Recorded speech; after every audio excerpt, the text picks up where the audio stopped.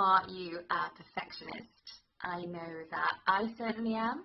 And while perfectionism can be a good thing because it gives you something to aim towards, it gives you a goal. I mean, why go for a B when you can have an A? It can also be destructive. Now, eating disorders, restrictive eating disorders in particular, such as anorexia nervosa, and other disorders such as obsessive compulsive disorder, stress, anxiety, they are all linked to perfectionism. Why? Because as well as potentially being a good thing, perfectionism can also be destructive.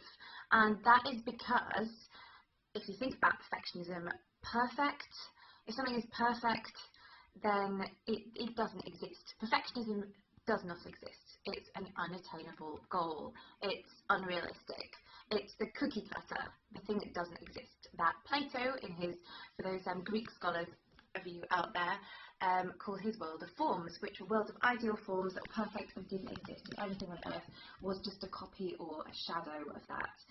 So my message is, if you find that you're striving for perfection, see, I'm stuttering over my words, but I don't care because I'm not being perfect. It's if you find that you are trying to strive for this perfection and you can't attain it, then don't be so hard on yourself, because number one, perfectionism doesn't exist. Number two, you are enough.